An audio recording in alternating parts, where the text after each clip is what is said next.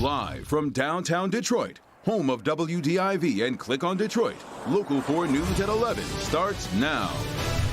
They say they're devastated and didn't see this coming. The parents of the suspected Oxford high school shooter make their case for a judge to lower their bond, and much of it centers on text messages. Snow and rain heading into Christmas. The local forecasters are tracking when to expect each of those. The governor weighs in on how Michigan will handle President Biden's vaccine mandate as COVID cases surge in our state. A top state health official has a new warning tonight about who should stay home for the holidays. Tomorrow is expected to be one of the busiest travel days at the airports and on the roads. Grant Herms is live at Metro Airport with the latest headlines tonight. Hey, Grant. Hey, Jason. Hey, Karen. So this was totally packed here not that long ago. It was cars as far as you can see, even as health officials are warning about travel during this latest surge of COVID. And then that all coming as the governor today is saying that she supports the president's vaccine mandate for businesses, even though she's not going to be putting one in place herself. On a call with Capitol reporters, Governor Gretchen Whitmer saying she supports President Biden's vaccine mandate for large employers, reportedly saying, "I appreciate what President Biden is trying to accomplish. It's about saving lives." The statement seemingly at odds with what she told business leaders 2 weeks ago, telling them as an employer of thousands of state employees, the mandate, quote, is a problem for all of us. Whitmer spokesperson Bobby Leddy clarifying this evening in a statement, saying the governor was never critical of the mandate, saying while our approach in Michigan has not included any sort of mandate or restriction, the courts have allowed the federal government's vaccine rule to move forward, which means employers across the country, including the state government in Michigan, will need to draft a plan to keep employees safe at work. This as the state braces amid the spread of Omicron. Department of Health Director Elizabeth Hertel putting out this video on Twitter, echoing the administration's stance not to issue mask or gathering mandates amid this latest surge. This year is different because we have the tools and strategies to gather with family and friends safely. And also giving guidance for the unvaccinated or partially vaccinated hoping to travel this weekend. If you are considering traveling, it's recommended that you be fully vaccinated or delay travel until you are fully vaccinated. And then tonight, a surprise announcement from the U.S. Supreme Court. They'll be having an emergency hearing on January 7th about the president's mandate. That's the same case the Attorney General, Dana Nessel, said she would support the president there at the Supreme Court. Back to you. All right, Grant, we appreciate it. The last 2 days have seen a bump in COVID cases, an average of 6,800 per day now in Michigan. We've also lost another 392 lives to the virus. Meantime, the FDA has authorized the first pill to fight COVID-19. The drug from Pfizer called Paxlovid can be taken at home and is available to anyone aged 12 and up and have mild to moderate symptoms. Also today, President Biden extended the pause on federal student loan payments until May 1st. Payments were supposed to start again in February. If you are headed out for the holidays tomorrow, you may be driving through some snow. This is a real weird forecast. You think, oh, snow, maybe we will get a white Christmas, but then it's Paul yanks, not you, Paul, it's not your fault. The rug gets yanked out beforehand. I remind you that I am in sales, not management. That's I can right. tell you all about the Not weather, production. but I can't control it. So if you're not happy, you go talk to a manager. That's not me. I'm only in sales. All right, I got to show you again this beautiful shot of Campus Martius. Now, 10 minutes ago, there were a lot of people on the ice here. I don't know, did they close at 11 or something else is going on? Because all of a sudden, everybody just left. But in any event, great shot of Campus Martius. Temps right now haven't fallen a whole lot from our 6 o'clock readings. We're still in the mid-20s, but notice the wind chills now.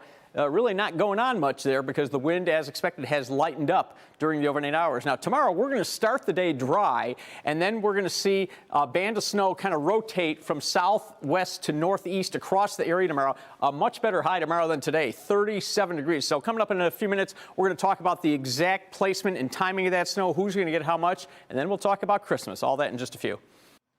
Well, they didn't think he would be violent. That's one of the arguments the parents of the suspected Oxford school shooter are making in an effort to get their bond lowered. James and Jennifer Crumbly have been in jail now for the last 2.5 weeks on a $500,000 bond. Larry Spruill is following this new court filing, and Larry, a lot of it centers around text messages. Yeah, well, good evening, Karen. Police say the mother sent several text messages to her son that day, but the one we are focusing on, that text message says, "Don't do it." And tonight, her attorney is explaining what she meant by that.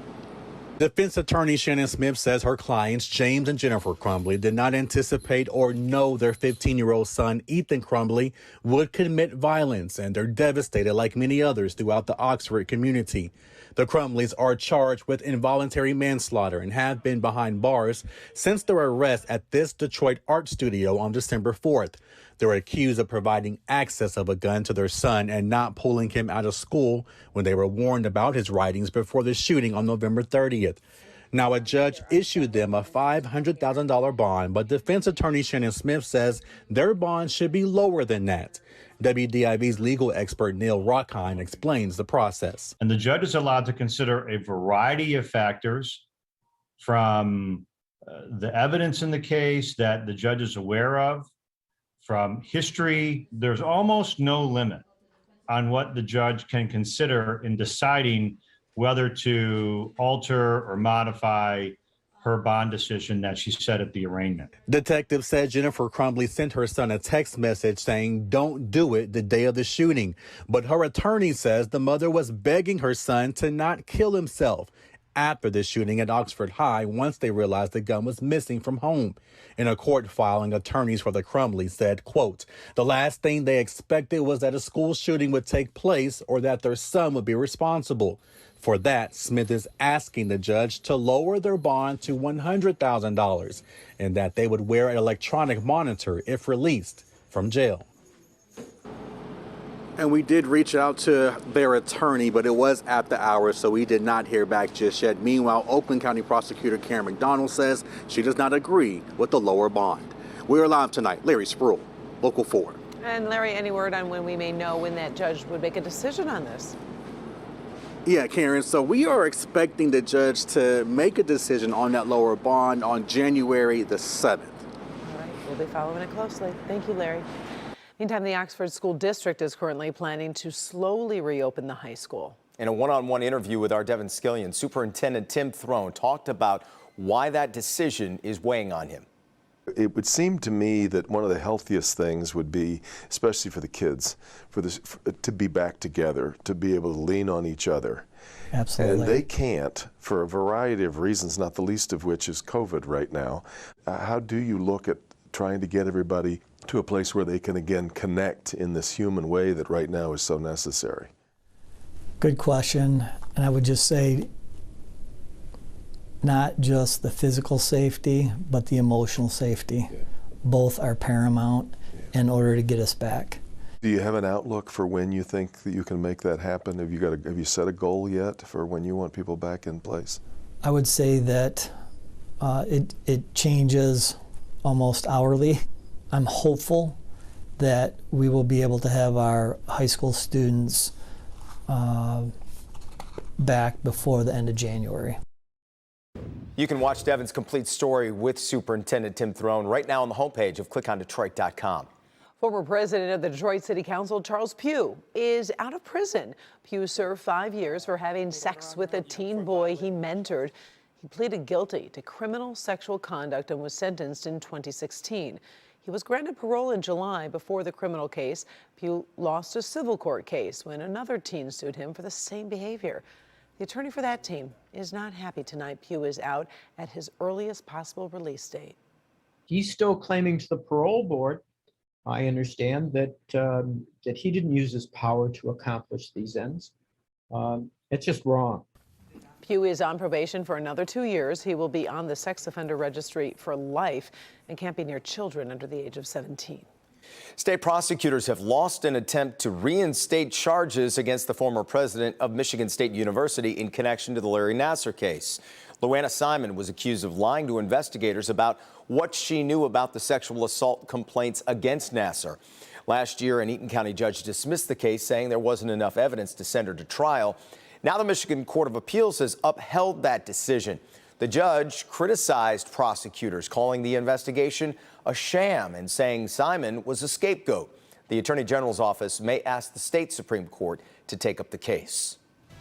Before you put a salad on the table for Christmas dinner, there is a recall you want to hear about. The popular packaged salads being recalled because they may be contaminated with listeria. Plus this.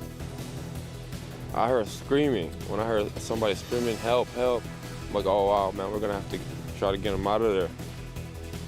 Watch as two men pull a driver and passenger from a burning car in this fiery crash on I-94.